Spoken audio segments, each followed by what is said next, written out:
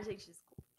Então, hoje um dos focos do grupo é fazer a leitura desses trabalhos em andamentos, né? Então, e a nossa ideia é contribuir para essa produção acadêmica, né? No sentido para essas pessoas serem aprovadas nos programas de pós-graduação, no caso das pesquisas, ou serem aceitas nas revistas que elas têm intenção. O grupo hoje atende pessoas tanto do Brasil quanto no contexto internacional. Então, se vocês entrarem lá no nosso Instagram, vocês verão a programação desses debates. A programação está muito legal, inclusive. No primeiro semestre, para vocês terem noção, a gente discutiu a questão territorial da Antártica. Foi um dos temas debatidos. Então, recomendo vocês acompanharem. E a outra frente do DEJUS são essas oficinas de formação, que a gente faz desde 2022 em parceria com a TID Setúbal. A primeira oficina foi voltada por questões de democracia e governo da maioria, pensar maioria, minoria, pensar em um vocabulário comum para esse debate democrático. O ano passado a gente já pensou num contexto de resistências, né, como que esses movimentos sociais continuariam num governo progressista, né, no sentido em que esses movimentos continuaram atuando, se transformaram e agora a gente teria um novo desafio. E agora, para o ano de 2024, a gente está focando na agenda das eleições. Então, essa é a primeira mesa, né? Nós teremos outras focadas em segurança alimentar, orçamento, participação e a última fazendo um balanço das eleições municipais em São Paulo. Qual que é o nosso foco? Pensar essas eleições num contexto em que São Paulo é uma cidade global, que ela tem uma importância como referência e que a gente está nesse contexto de mudanças climáticas que estão afetando a população de forma muito direta. Então, o compromisso do DEJUS sempre é com agendas focadas em questões antirracistas, igualitárias. Então, isso vai ser passado no debate de todas essas mesas e a gente espera que, se de alguma forma a gente conseguir contribuir, nem que seja um pouco, para esse debate progressista nas eleições, que isso aconteça. Então, para essa primeira mesa, a gente vai debater a questão da habitação, nesse contexto das mudanças climáticas, pensando que São Paulo é uma cidade extremamente desigual, e a gente pensar em habitação é pensar em moradias que sejam, ao mesmo tempo, acessíveis e sejam sustentáveis, né? E quem são as pessoas que são mais afetadas por essas mudanças climáticas. Então, isso é muito importante, né? Então, para essa primeira mesa, a gente vai ter... Eu vou aqui fazer uma colinha. Só um minuto, gente.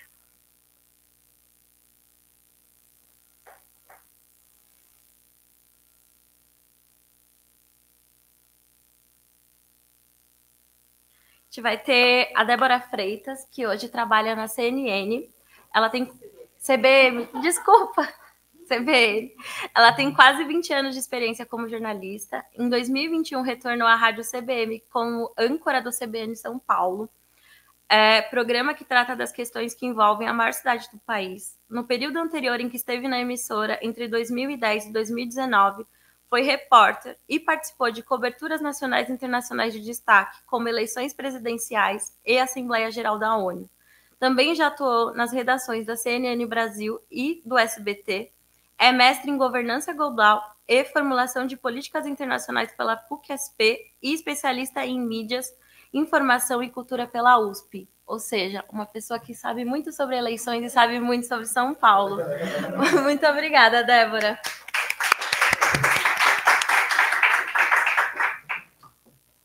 Desculpa. Essa oficina em especial é uma parceria, esse núcleo de formação do DEJUS com o NDAC. O Marcos está aqui representando o grupo, tá? Pronto? Não? Tem que ligar? Aqui, pronto. Obrigada, gente. Boa tarde. Um prazer estar aqui com vocês. Muito obrigada pelo convite. Você quer chamar os demais convidados? Quer que eu chame? Muito bem. Antes da gente começar, só queria dizer uma coisa. Nesses quase 20 anos de profissão no jornalismo, as questões climáticas e cobrindo eleições, as questões climáticas, elas sequer aparecem nas discussões. Esse ano, talvez, a gente tenha uma mudança pelo que aconteceu no Rio Grande do Sul, embora a cidade já venha sendo afetada há muitos anos, né, pelas mudanças climáticas, mas talvez haja uma conscientização maior e talvez uma cobrança um pouco mais intensa, porque a gente teve um exemplo muito trágico e muito próximo, então espero que essa discussão ganhe força. Então, vamos lá.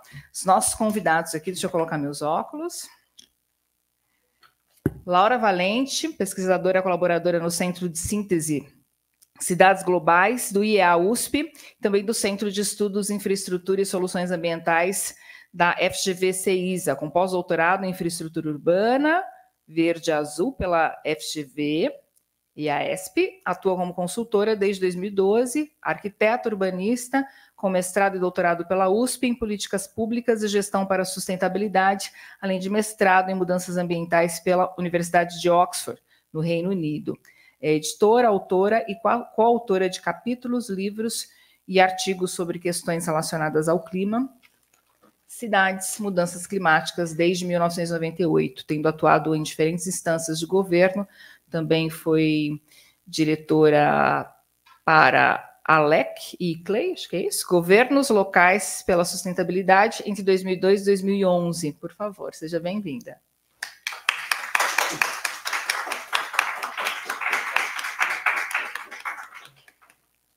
Prazer ter você aqui conosco. Quem também vai participar dessa mesa é Nabil Bonduque, arquiteto, urbanista, professor titular de planejamento urbano da FAUSP, foi professor visitante da Universidade da Califórnia, Berkeley. Em São Paulo, foi superintendente de habitação popular na gestão de Luiz Erundina, relator do Plano Diretor Estratégico de 2002 e 2014, secretário de Cultura 2015 e 2016, vereador 2001 a 2004, 2013 e 2016. Também foi secretário de Ambiente Urbano do Ministério do Meio Ambiente. Por gentileza, Nabil, seja bem-vindo. Obrigada a vocês pela participação. Então, só para explicar um pouquinho como é que vai ser a nossa dinâmica, a Laura e a Nabil vão fazer uma apresentação de 20, 30 minutos. Depois a gente pode começar um debate, uma conversa em que vocês podem e devem participar, combinado? Podemos começar por você, Laura? É um botão grande. Esse aqui, ó. Isso. Bom, boa tarde a todos e todas. É um prazer estar aqui, né, na SEBRAP e dividindo a mesa com pessoas tão bacanas. Nem sei se fala mais bacana hoje em dia, né? Fala. E eu vou falar para vocês um pouco sobre a questão climática.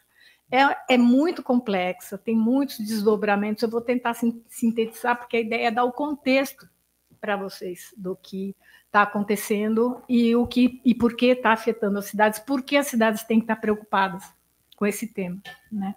Eu tenho uma experiência prática com essas políticas públicas de clima, porque eu participei das COPs de 98 até 2016, até a conferência em Paris, né, e depois.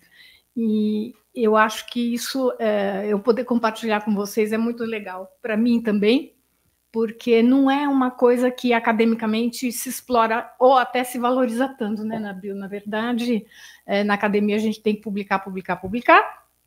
E como entrei tardiamente na academia, eu tomei um choque de realidade, que a minha experiência prática não era assim tão interessante do ponto de vista de publicação. Mas eu acho que isso está mudando, né? Está mudando um pouco, eu noto. E eu espero contribuir aí, né, tanto para o cabedal de conhecimento aqui da SEBRAP, quanto interessar vocês no assunto, né? Não sei quanto vocês conhecem esse assunto, tá? Eu vou ficar com o pescoço duro aqui de ficar virando, mas eu espero que dê para... Não, obrigada. Esse aqui, ó, aparelhinho para mudar o slide? Não. Tem que só falar. É aqui no computador. Então, você vai me dar uma força. Bom, o que eu pretendo aqui apresentar para vocês, as pessoas vão estar vendo esse slide, né, na gravação, e não a mim, né? Não vai ter... Tá. Então, eu vou dar um panorama um pouco para vocês dos antecedentes da questão climática do ponto de vista global, né, da ciência, da política, falar um pouco dos desafios da nossa era, explicar como é o metabolismo urbano, né, por que é importante a gente considerar isso, passar um pouco por cima, sim, da questão da nova agenda urbana e dos objetivos de desenvolvimento sustentável, até porque não é exatamente o assunto aqui, né, mas com certeza é transversal, claro, e falar um pouco sobre as soluções nesse tema, né, que as cidades estão apresentando sobre esse assunto, como os impactos estão afetando, como as cidades contribuem para o problema, e o que algumas cidades vêm fazendo, né? Quando eu comecei a trabalhar com esse assunto, era pregar no deserto. Não se falava, fora da academia e fora do governo federal, do Itamaraty especificamente, não se falava sobre esse assunto, muito menos sobre cidade, né? Você está falando, de quando isso? Exatamente que época? Período? Olha, vou dizer, quando eu comecei no ICLEI, em 2002, a gente fez uma campanha chamada Cidades pela Proteção do Clima. Eu era diretora para América Latina e Caribe do escritório aqui de na verdade era no Rio, e era super estranho, porque as cidades não tinham a menor noção do que significava aquilo, e a gente participava das COPs como parte da delegação, porque o governo brasileiro era um dos únicos, se não o único, que permitia algumas pessoas de ONGs específicas, da academia, de participar como membro, né, da delegação. Só que a gente tinha que fazer um acordo de não falar nada, né? Era muito bacana. Então, assim, eu me sinto privilegiada no sentido de ter participado muito de perto como observador e da evolução desse tema, né? Então é isso. Vamos lá, por favor. Bom, a primeira coisa que eu acho importante a gente lembrar sempre é que a Terra é um sistema fechado. A gente pode dizer que sim, porque os nossos recursos do planeta são finitos, não tem para onde ir, por mais que tenham uns birutas que queiram ir para Marte, a gente carregar as brasinhas do inferno para Marte não vai ajudar ninguém, né? Mais fácil era se concentrar para melhorar o que a gente tem aqui, né? E a população humana atingiu, na verdade, já quase 8 bilhões, né? E sendo que o maior crescimento daqui para frente, também vai acontecer em países em desenvolvimento, na África e na Ásia, né? Na América Latina não, está estabilizado. A maior parte das pessoas está vivendo em cidades, hoje mais da metade vivem em cidade, e nós estamos numa condição de urgência climática. Por que urgência? Porque não dá para esperar, já tinha que ter começado ontem, e a gente continua sentado em cima da mão, esperando para ver o que vai acontecer, né? Então, tem um conceito interessante, não sei se já devem ter ouvido falar, sobre o antropoceno, né? Que é a era da influência da humanidade no sistema global, né? Então, a humanidade é comparada a uma força da natureza porque afeta o planeta numa escala sem precedentes, né, hoje em dia.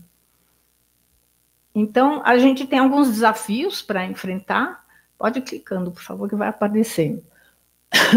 Primeiro, consumo crescente de energia com base em combustíveis fósseis. O aquecimento global. O crescimento populacional e principalmente em cidades, né? Então, existe uma urbanização descontrolada acontecendo cada vez mais em lugares onde deveria haver algum tipo de preocupação de planejar e se prevenir. Nós estamos vendo também uma degradação acelerada dos recursos naturais. Alguns dizem que o problema da perda de biodiversidade chega a ser mais grave do que das mudanças climáticas, mas são crises gêmeas, né, a gente pode dizer. E com isso tem poluição dos oceanos por plástico, que está uma loucura. Essa é a década, se não me engano, onde estabelecem os calendários, assim.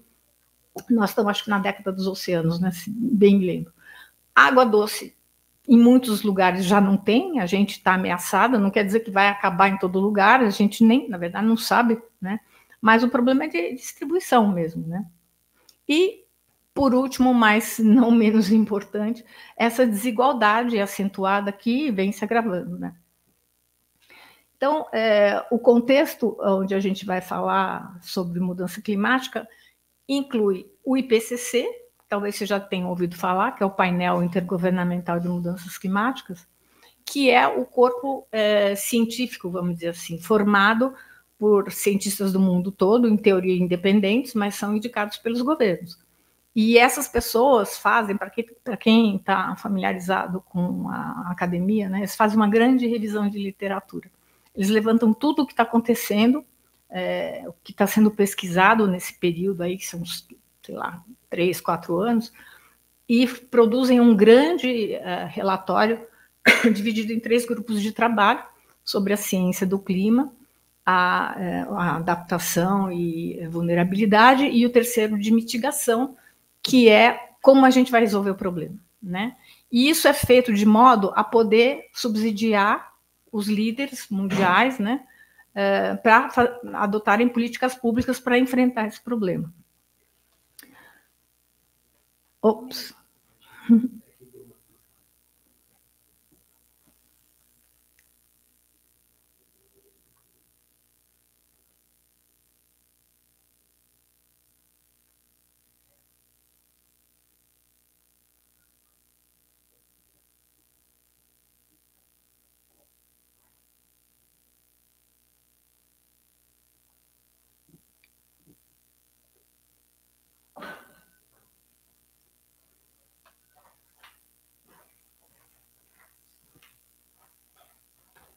Bom, e dentro disso tudo é importante entender, primeiro, é saber o que as coisas querem dizer, né? Essa área de clima tem uma característica de ter, assim, muitas siglas, muitos acrônimos, abreviaturas, e muitos termos, muitos conceitos de várias áreas. Então, às vezes a gente fica com um pouco de dificuldade de transmitir algumas coisas sem recorrer a essas abreviaturas, né? Então, se vocês tiverem alguma dúvida em relação a alguma coisa que eu disse aqui, que eu não estou acostumada a falar, podem me interromper e perguntar, tá bom? Então, assim, o que é importante a gente saber, mudanças climáticas, esse era o grande argumento dos negacionistas, acontece desde que existe o planeta, bilhões de anos. Só que o que eles não gostam de dizer é que o que vem acontecendo nas últimas décadas, mais ou menos umas 15, 20 décadas, está acontecendo numa velocidade, numa escala sem precedentes. Então, depois da Revolução Industrial, o que aconteceu? A gente começou a consumir mais combustível fóssil para alimentar o nosso estilo de vida, né, como seres humanos, e isso implicou jogar esses gases de efeito estufa na atmosfera, criando esse efeito estufa que não é natural, a gente fala antrópico, né, no sentido de que é causado pelo ser humano, pelas atividades humanas, né?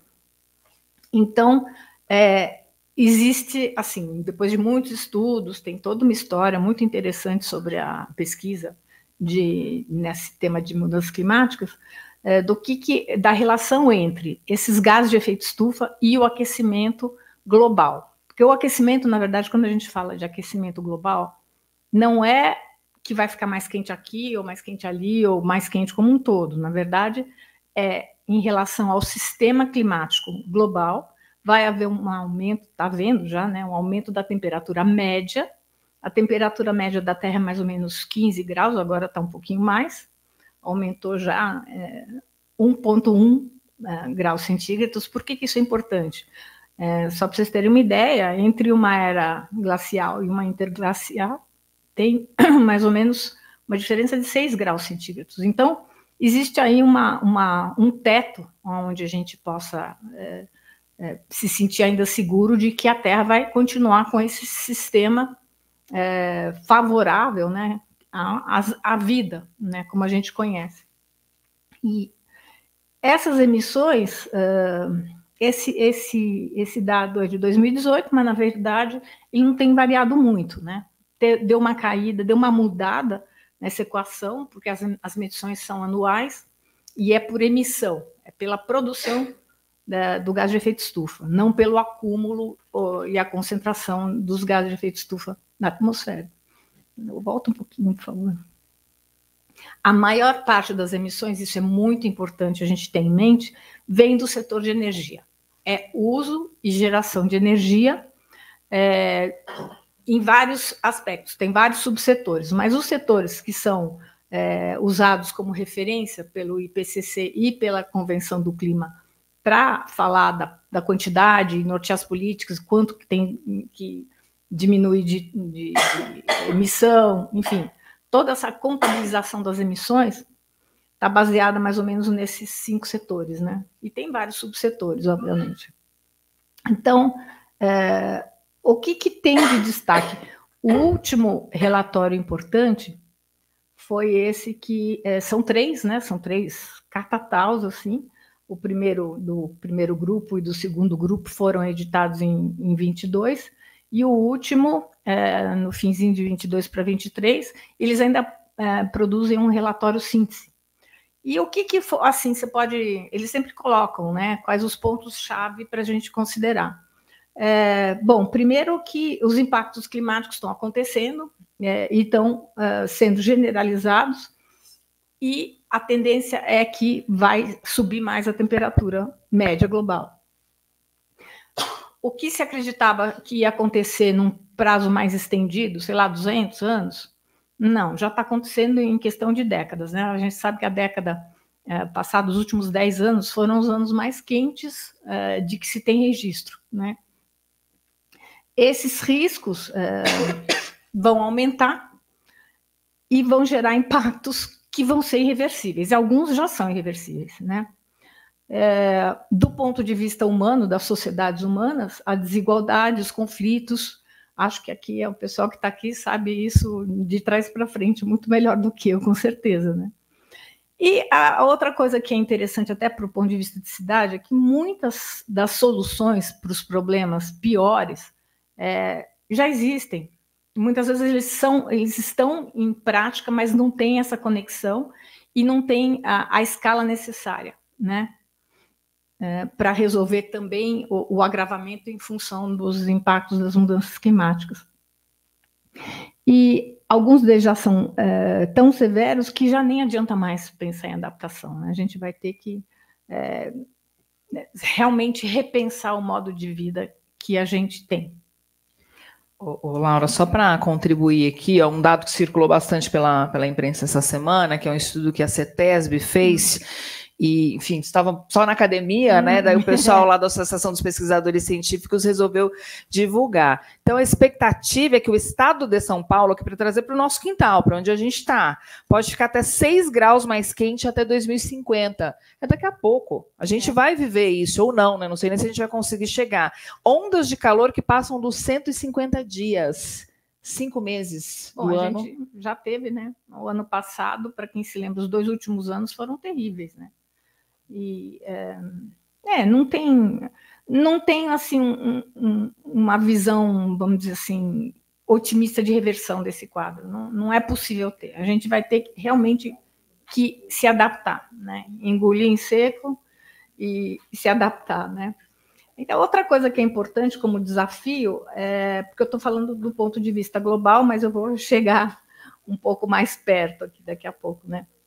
Que é o crescimento demográfico, né? A gente tem um crescimento demográfico que a Terra não está comportando, não apenas em função das mudanças climáticas, e do consumo de recursos naturais, mas também do ponto de vista de absorção dos nossos resíduos, né? A natureza não está conseguindo se regenerar com os nossos resíduos, que incluem os gases de efeito estufa, né? E outra coisa que eu ia falar que era importante, esse aquecimento global, ele é adicional ao que já acontece naturalmente. Então, são causas antropogênicas que a gente fala, e eles são medidos em função das anomalias climáticas. Então, é uma equação meio complicada, mas é importante saber o seguinte: existe lá um nível de sobe e desce de temperatura, e existe uma temperatura adicional, um aumento de temperatura adicional, que é causado por esse acúmulo de gases de efeito estufa lançados na atmosfera pelas nossas atividades. Então, nós temos aí quase 8 bilhões de pessoas, né, das quais 1 bilhão nos países ricos, 2 bilhões que estão em processo de melhorar de vida do ponto de vista de consumo, tá, que eu estou falando, 3 bilhões de pobres que precisam melhorar de vida e 3 bilhões de pessoas a mais até 2050, que é o que vai acontecer. Então, por que é importante isso? Porque, no fundo, tudo está relacionado ao consumo. Tudo está relacionado ao consumo. O que é muito injusto, eu acho que é o principal aspecto da injustiça climática, né, é que o consumo que gera esse problema todo é de riqueza. Não é um consumo que vem da subsistência ou mesmo da pobreza. As pessoas que realmente causam as mudanças climáticas, de certa maneira, são as pessoas que consomem mais. E sem precisar, em muitos casos, né? Que a gente sabe.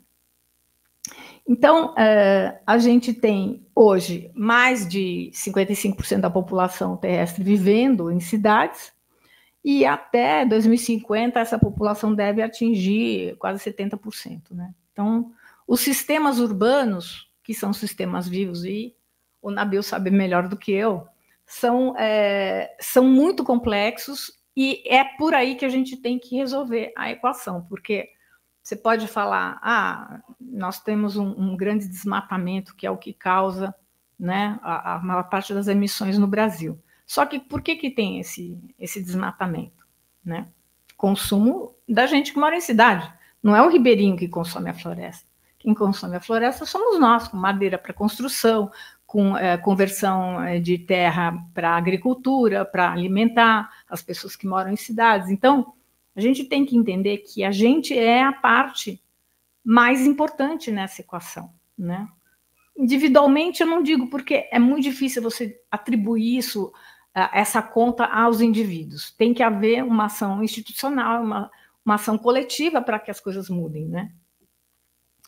E também a outra coisa que é muito importante é que essa crise climática ela não vem sozinha, e ela se associa à perda de biodiversidade, e elas se retroalimentam, né? Então, elas são conectadas e uma influencia a outra. A gente está na beira de estão dizendo que a gente está na beira de uma extinção em massa, tem havido uma perda absurda de espécies, né?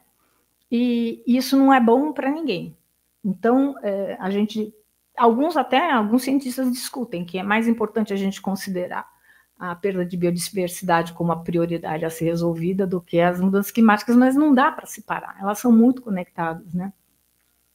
E a outra importante, que é a mudança do uso do solo, convertida e que se degrada num nível muito grande e muito rápido. Então, não só o solo ele se degrada, como ele deixa de contribuir para absorver o carbono. Então, as coisas são muito ligadas, né? Pode passar, por favor. E como é que as sociedades humanas estão respondendo a isso, né? Internacionalmente, porque é um problema global. O marco principal é a Convenção do Clima, que foi adotada em 92, na Rio 92, na Conferência de Meio Ambiente, que aconteceu aqui no Rio de Janeiro, em junho de 92, mas que foi adotada, entrou em vigor em 94. E aí, através dessas discussões dos líderes mundiais, com o subsídio do IPCC, né, que converte esse conhecimento todo de base científica para que eles possam tomar decisões, que essas pessoas se reúnem anualmente desde 95, nas COPs, que são as conferências das partes. A gente vai ter a 30ª aqui no Brasil, ano que vem, e é nessas reuniões que os líderes tomam decisões. Agora, não é que tudo isso é feito durante essa reunião. Esses documentos, esses estudos, todos são produzidos ao longo dos anos, eles são discutidos pela comunidade científica em 2 grandes encontros que tem preparatórios antes da COP. No final, a COP é só para os caras olharem e baterem o martelo, né? E a mais importante, que tem hoje como referência, vocês devem ter ouvido falar, não adianta nem eu ir buscar as coisas de 30 anos atrás, então eu já vou trazer para o Acordo de Paris, que foi adotado em 2015, foi apresentado, os governos todos também passaram uns 2, 3 anos lá se preparando, até mais, se não me engano, e eles fizeram propostas de como eles iam reduzir as suas próprias emissões para contribuir com esse esforço mundial de evitar, né, o caos que seria se a gente não fizesse nada, né? São compromissos voluntários dos países ricos, como dos países em desenvolvimento, que não contribuíram para o problema. Então, existe uma desigualdade, que é reconhecida na convenção, na verdade, que as pessoas que menos contribuíram para o problema é que estão pagando a conta, de certa maneira, né? Porque são as que mais sofrem os impactos. Não é bem assim, mas é assim também, né? Então, os países apresentavam essas contribuições pretendidas, determinadas nacionalmente, com metas lá de redução, enfim, e as ações que esses países iam tomar para chegar nessas reduções, né? Agora, mesmo se todos os países cumprissem as primeiras metas deles, que eram a partir de 2020, mesmo se todos eles cumprissem rigorosamente essas metas de redução, ainda assim não ia se atingir esse objetivo desse aumento de temperatura não ultrapassar 2 graus centígrados até 2050, se não me engano. Então, a gente já está devendo no cheque especial faz tempo. E muito mais os países que emitem mais por causa das emissões do setor de energia, né, do que por conta de desmatamento. Não estou minimizando a questão do desmatamento. Estou só querendo fazer aí a relação com responsabilidades comuns, porém diferenciadas, né? Então, eu vou apresentar aqui para vocês algumas das soluções que têm se encontrado nas cidades. Depois a gente pode, assim, mais informalmente, falar dessa experiência com cidades, porque eu meio que tive que pular, que eu fiquei com medo de não dar tempo, né? E uma das soluções que ganhou bastante espaço foi essa da infraestrutura verde-azul. Por quê? Porque são soluções que eles chamam sem arrependimento.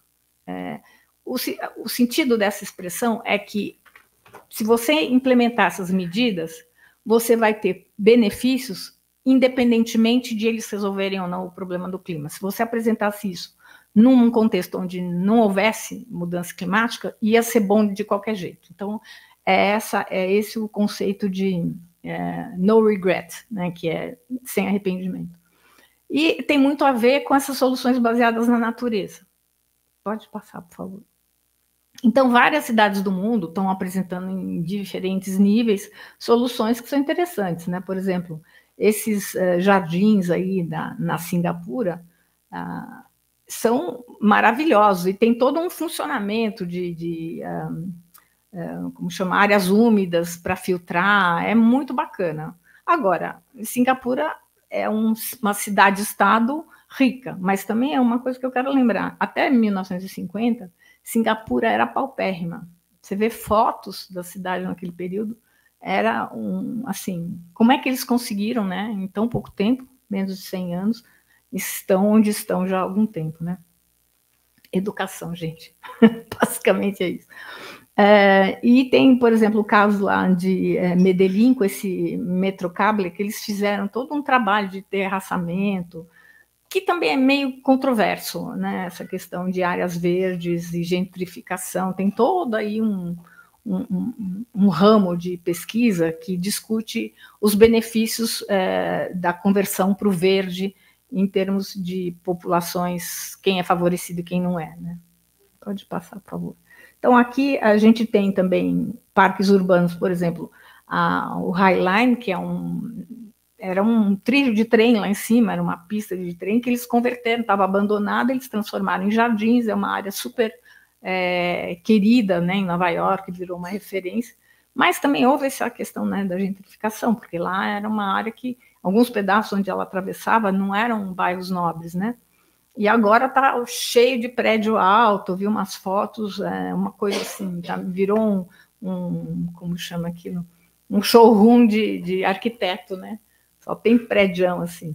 E você tem aqui o caso de Curitiba, a Rua das Flores, que foi um perrengue para conseguirem fazer. Eu lembro dessas discussões de tornar essa área pedestrianizada, né? Ninguém queria, principalmente os comerciantes ali daquele pedaço que diziam que sem haver uma maneira de chegar de carro lá, ninguém ia querer. E no fim foi o contrário, né? Pode passar, por favor. E aqui em São Paulo você tem tido, assim, recentemente algumas soluções que vêm sendo aplicadas pontualmente, que são boas, são positivas, né? Mas tem que se ir além disso, né? Tem que haver mudanças sistêmicas, não só estruturais, não só pontuais, para contar nota nas redes internacionais, que é o que acontece, né? Outra coisa que é super importante também é como você trata os resíduos. Soluções que sejam na escala micro mesmo, de bairro, de cidades, distritos, não necessariamente abranjam o território urbano inteiro, né, da cidade, contribuem. Eu sou de uma escola, vamos dizer assim, que acredito que somando muitas coisas pequenas você tem um efeito positivo maior, né?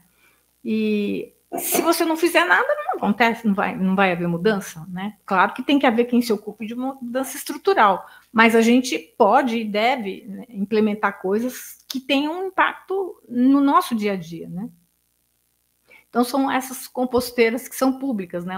Ali do bairro, as pessoas levam os resíduos orgânicos lá e depois são transformados em composto, que não sei no caso de Lisboa, mas, por exemplo, em Florianópolis, eles têm todo um trabalho para fazer compostagem que eles devolvem para as pessoas que fazem essa coleta de resíduo orgânico para eles plantarem mais, devolvem como composto, tem assim, circular mesmo, tem um ganho muito interessante para toda a cidade, independentemente de contribuir ou não para reduzir emissões, né? E aqui tem umas fotos de uns parques. Agora, por que eu quis mostrar? Vocês podem ver, né? Ali em cima é um parque que é um manguezal, vamos dizer assim, né? Outros lugares são... ali no meio tem um teto verde, uma área num prédio que é coberto, tem arborização urbana, tem pisos drenantes ali. Então, existe assim, uma gama de soluções de infraestrutura verde-azul que, somadas, se elas forem de alguma maneira conectadas, dependendo da solução, elas têm um impacto maior, né? Combinado, vamos dizer assim. Pode passar, por favor. Então, eu gosto muito do caso de Florianópolis, por várias razões. Uma, por exemplo, vocês não vão nem me perguntar por quê, mas tem as hortinhas que são elevadas para os velhinhos não precisarem abaixar. Então é muito bacana que tem toda uma preocupação, né? Tem as hortas de plantas medicinais, tem as hortas de verduras, legumes, e virou um ponto onde as pessoas se encontram para conversar, virou assim, essas hortas comunitárias são um ponto de encontro para as pessoas que normalmente ficavam em casa, ou por idade, ou por alguma dificuldade de locomoção, enfim, tem vários benefícios, né? É isso. Quis fechar com essas hortas, porque eu estou encantada com a ideia. Tem um caso muito bom aqui em São Paulo, né? Que é o Ligue os Pontos, é um programa, se não me engano, de 2014, que deu muito certo. É maravilhoso esse programa, né? Mas é uma coisa que não tem uma escala de cidades que dê para fazer no Brasil inteiro, né? Mas existem muitas soluções, basta procurar que a gente acha. Então, é isso. Obrigada aí pela atenção de vocês. Não sei se eu passei do ponto. Não, deu certinho, deu certinho. Ó, 1 minutinho ainda sobrou. Meia hora? Falou 29 minutos, tá perfeito. Obrigada, Laura. Daqui a pouco a gente vai debater esses pontos que você trouxe. Tá. Nabil, por favor.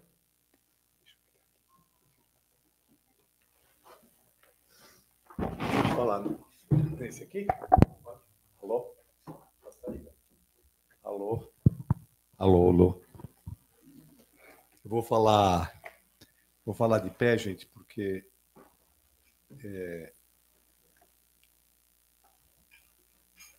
mania. Estou acostumado, mania de professor. E eu prefiro.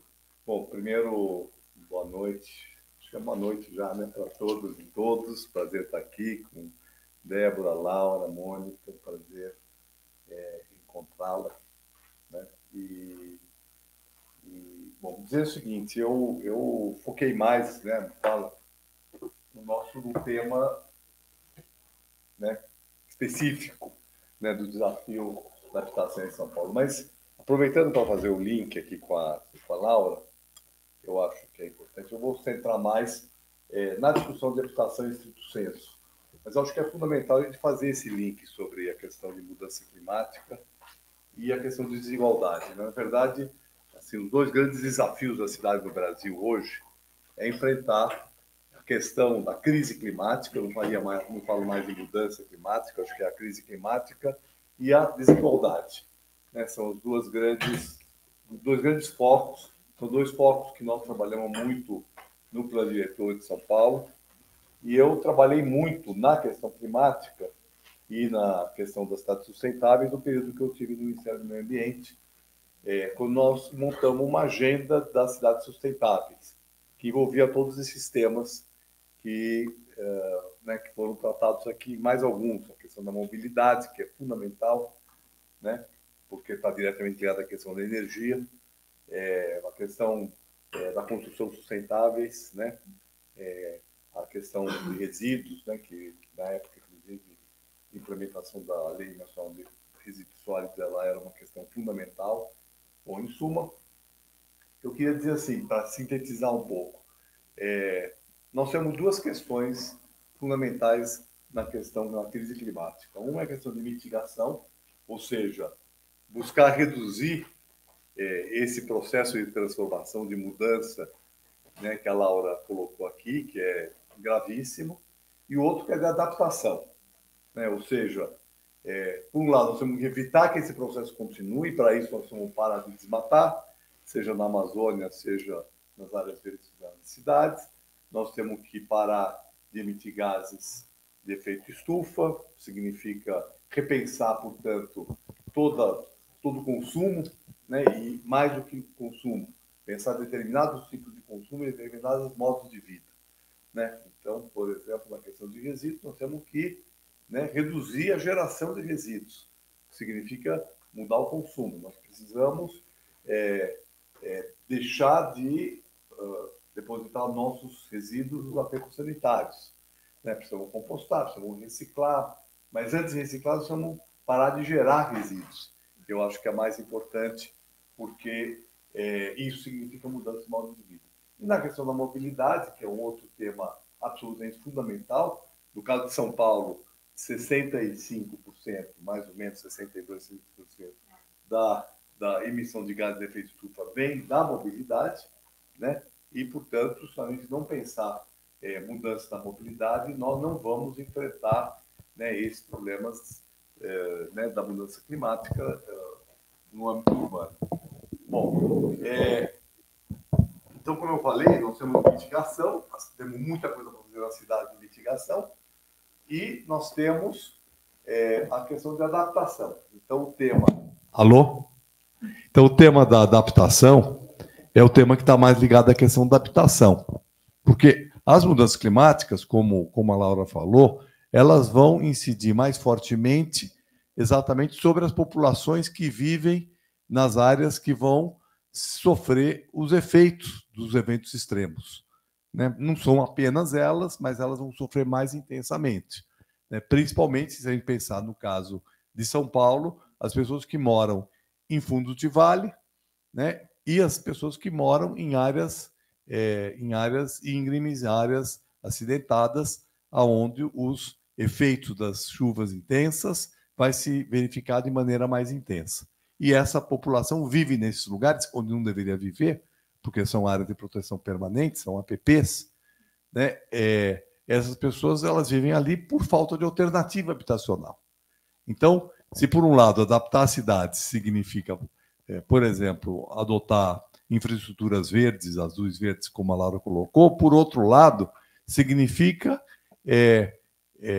garantir condições para que as pessoas não continuem vivendo nessas áreas, o que significa não formar novas áreas de risco e resolver as áreas de risco que existem.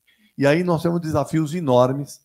Eu vou trazer aqui algumas informações, alguns dados, e vou focar realmente em São Paulo, porque, né, como a Mônica falou que o objetivo era discutir um pouco a questão eleitoral, né, nós precisamos trabalhar especificamente com o município de São Paulo. Bom, a primeira questão que nós temos, que está muito ligada ao debate hoje urbano em São Paulo, é a discussão entre adensamento e proteção. Né? Por quê? Porque se eu quero proteger, tanto do ponto de vista cultural, mas principalmente no caso específico das mudanças climáticas, a proteção ambiental, eu vou precisar comportar mais gente em menos território. Então, essa é uma questão absolutamente fundamental. Por quê? Porque se eu continuar expandindo horizontalmente as cidades, eu vou, né, não só afetar as áreas, por exemplo, de mananciais de água, como vou desmatar. Então, eu não posso, né, a região metropolitana de São Paulo não pode mais crescer horizontalmente.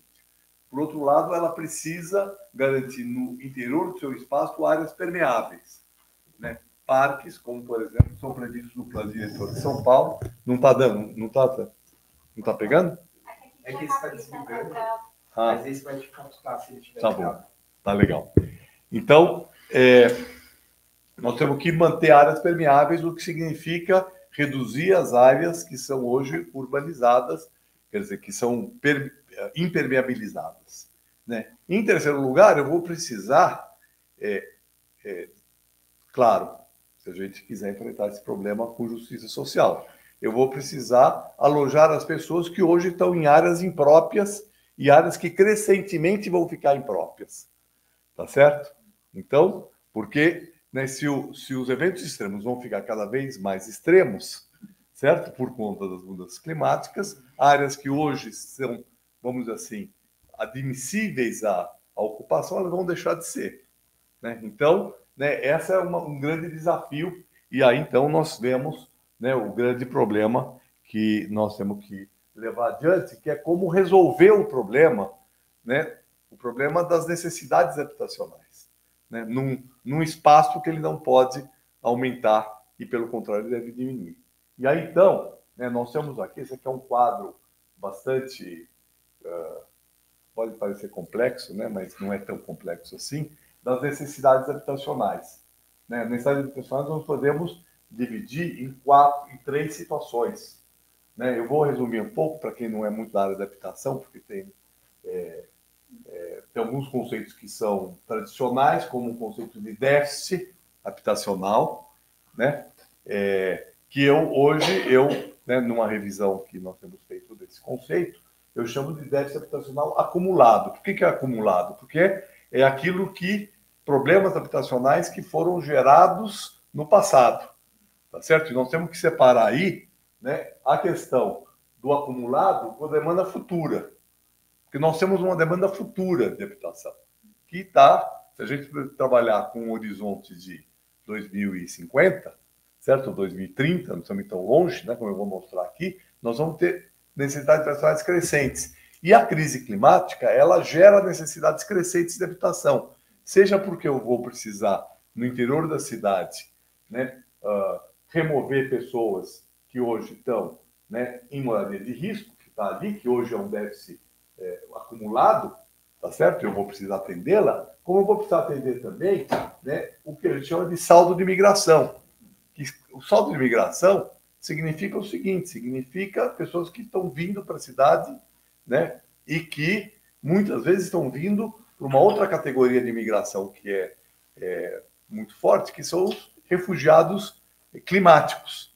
Né? Quando a gente vê hoje, por exemplo, uma população de africanos aqui em São Paulo, né, principalmente do Senegal, do Congo, né, um pouco de Angola, mas principalmente da África subsaariana, né, isso significa, né, um processo que está acontecendo aqui, mas está acontecendo muito mais na Europa, que é a população que está sendo expulsa, né, por problemas de seca e que vão procurar, né, outros lugares para morar. Então, nós temos movimentos de população e a crise climática vai gerar movimentos de população e o movimento de população vai gerar necessidades habitacionais.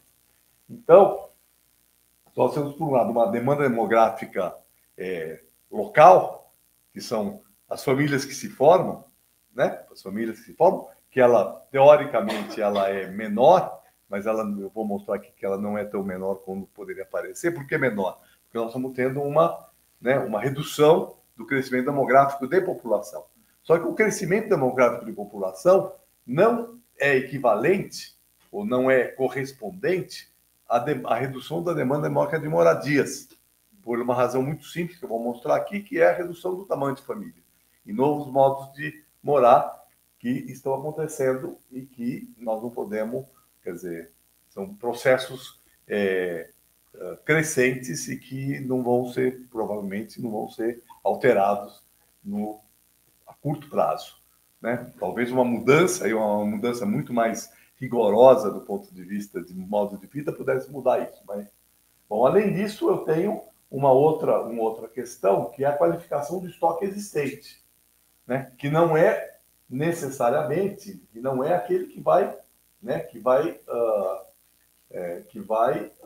gerar uma necessidade nova de habitação, né? Porque uma coisa é, por exemplo, a população de risco, que está morando e vai precisar de uma nova moradia, ou uma população que está num assentamento precário, numa favela, que a sua urbanização, para ser feita, vai gerar uma necessidade habitacional. Aqui em São Paulo, por exemplo, nós tínhamos até recentemente cerca de 25 a 30 mil pessoas que estavam em bolsa de aluguel, que foram deslocadas por projetos, muitos deles por projetos habitacionais. Claro, teve incêndio em favela, teve despejo, mas teve também projetos, por exemplo, todo mundo muitas vezes se mostra alguns projetos de urbanização, né? Por exemplo, Paraisópolis. Paraisópolis gerou 1.500 pessoas que hoje estão morando, né, em bolsa aluguel, porque para fazer a urbanização foi necessário remover, e essa é uma necessidade de uma moradia nova. Mas aqui eu estou falando de qualificação urbana de habitação, que são os 2 milhões de pessoas que vivem hoje em assentamentos precários, que têm problemas de infraestrutura, né, problemas fundiários, né, ou problemas de adensamento excessivo na habitação, falta de banheiro, né, falta de coberturas inadequadas, falta de caixa d'água, um monte de problemas. E nós temos uma outra categoria que, no conceito tradicional de déficit habitacional, é chamado de déficit, mas eu não acho que é incorreto, que é a questão do ônus excessivo de aluguel, que são as famílias de baixa renda que gastam mais do que 30% da sua renda pagando aluguel. Isso é considerado déficit habitacional, né, na metodologia da Fundação João Pinheiro, mas, de fato, aquela moradia existe, né? Ou ela é precária e ela, portanto, deve ser acumulado, né, habitação precária, ou, né, é uma população que tem problema de insuficiência de renda. Então, o problema não é de falta de moradia, mas de insuficiência de renda. Bom, então, se a gente for trazer isso aqui para, né, o Estado de São Paulo, aqui temos os números, né? E quando a gente pega esse tema do debate, o desafio habitacional, esses números expressam esse desafio, né? Nós temos aqui habitação precária no conceito da Fundação João Pinheiro, que é um conceito que eu questiono, mas de qualquer maneira, é um número relativamente pequeno desse. Eu estou falando de região metropolitana de São Paulo. Por que região metropolitana? Porque nós não podemos tratar o fato urbano, né, e habitacional em São Paulo limitado ao perímetro da prefeitura, do município de São Paulo. Nós temos que trabalhar com a região metropolitana como um todo, porque os deslocamentos do interior da região metropolitana são muito grandes.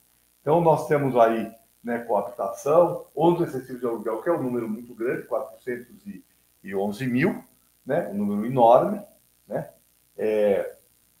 o que gera o que hoje é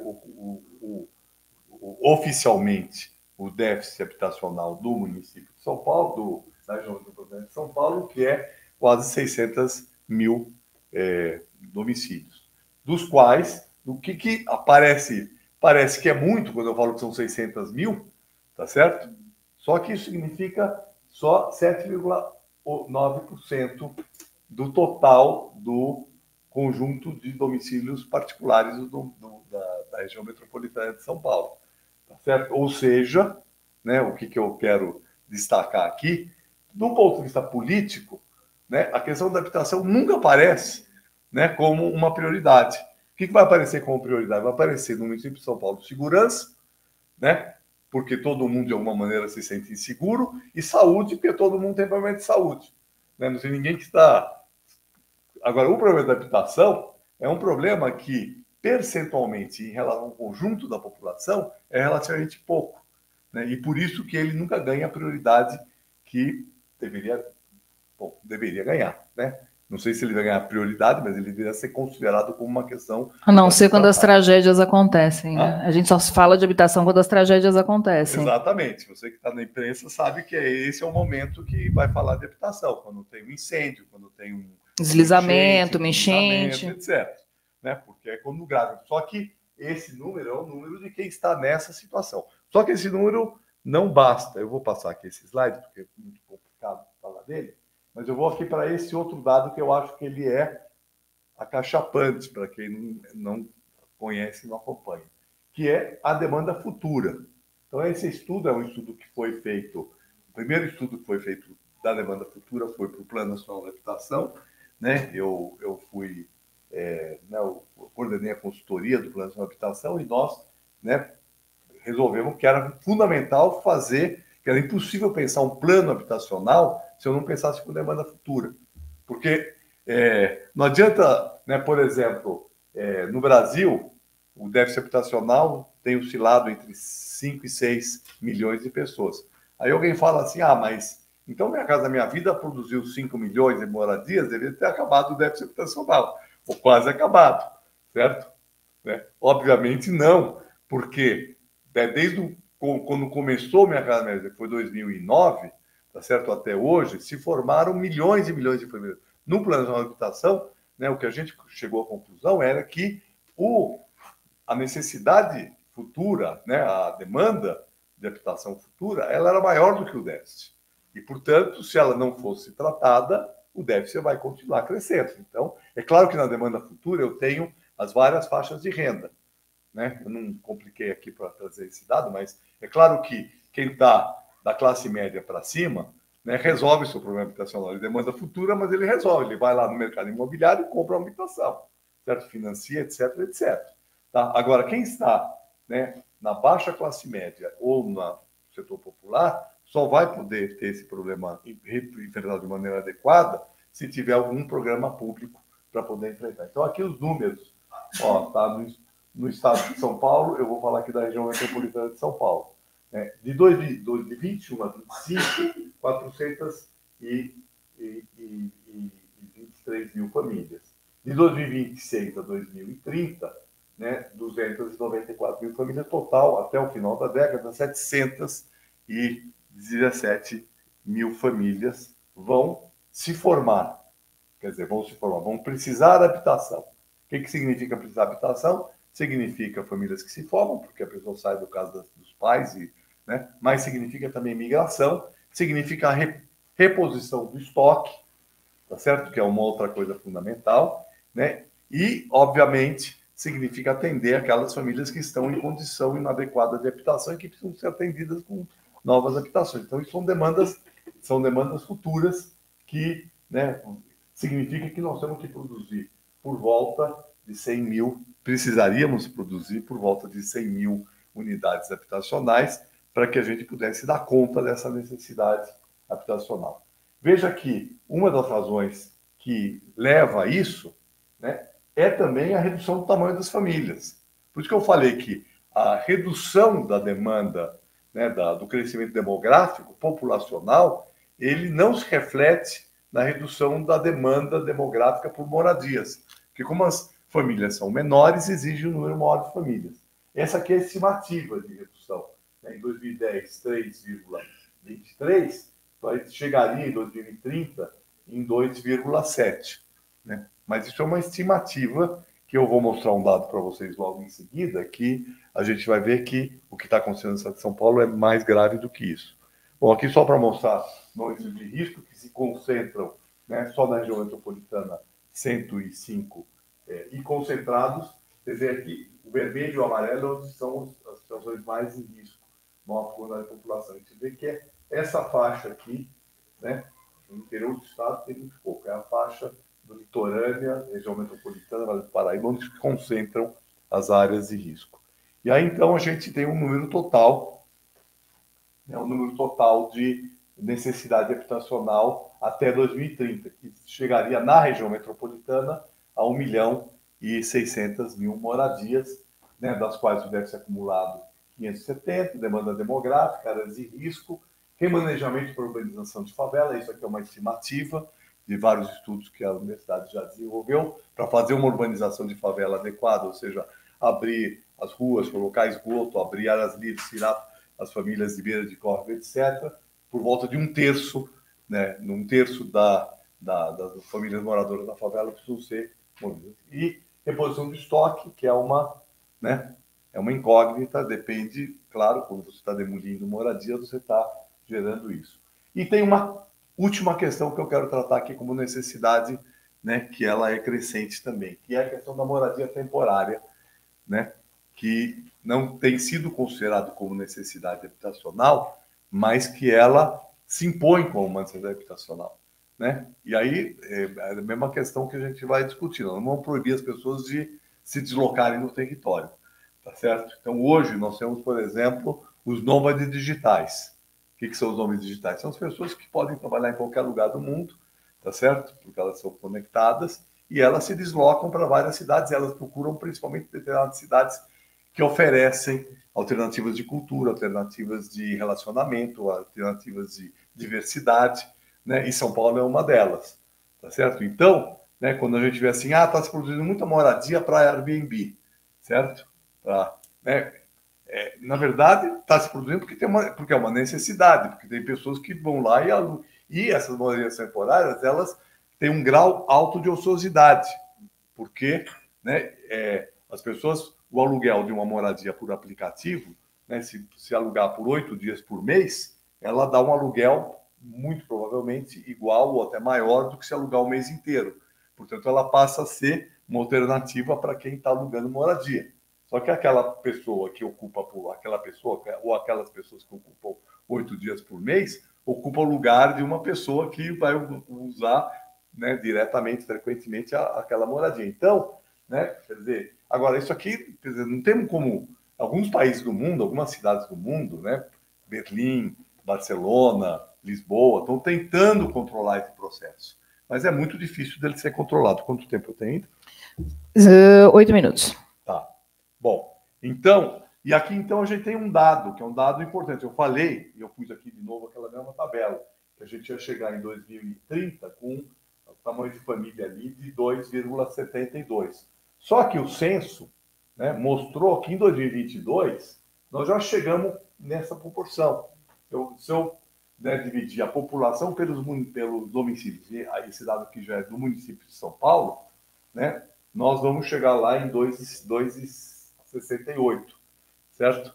Ou seja, tem 2,68 pessoas por domicílio, né, no município de São Paulo, de acordo com os dados do censo de 2022, o que, né, o que dá uma referência disso que eu estou falando, em termos de uma necessidade habitacional que cresce muito mais do que a necessidade de população. Veja que nós tivemos um crescimento aqui praticamente mínimo de população, né, nesse período, né, de 200 mil pessoas aproximadamente, e tivemos um crescimento de aproximadamente 700 mil unidades de domicílios, né? Isso pode ser visto como um problema, né, mas pode ser visto também como uma solução, ou seja, estar produzindo muitas unidades habitacionais, os domicílios podem, né, ser uma alternativa, mesmo porque, dentre eles, eu tenho ali quase 600 mil que são domicílios vagos. Sem ilusão, que é uma coisa que muitas pessoas falam, né, e que é equivocado, de que as moradias desocupadas vão resolver o problema das pessoas sem casa, né? Porque um certo número de moradias desocupadas é necessário para você manter o equilíbrio econômico e dos valores de locação e dos valores de venda. Se eu tiver, por exemplo, desocupação zero, eu tive esse ano, o mês passado, eu tive em Zurique, estudando. Zurique é déficit zero, o valor da moradia é 5.000 francos, certo? Porque se você não tem moradia, as moradias que existem são caríssimas. Então, não é uma ilusão achar que isso vai resolver. Bom, então, para a gente pensar uma estratégia para enfrentar esse desafio em São Paulo, tem várias questões, né? Como eu só tenho 5 minutos, né? Não vou avançar, mas o que é muito importante? É muito importante, em primeiro lugar, a articulação da política urbana, da política habitacional com a política fundiária e a política urbana, o que significa o papel central de pensar o planejamento da cidade. São Paulo hoje vai precisar, se quiser enfrentar esse problema, fazer uma revisão, né? Uma outra revisão, viu, Dé?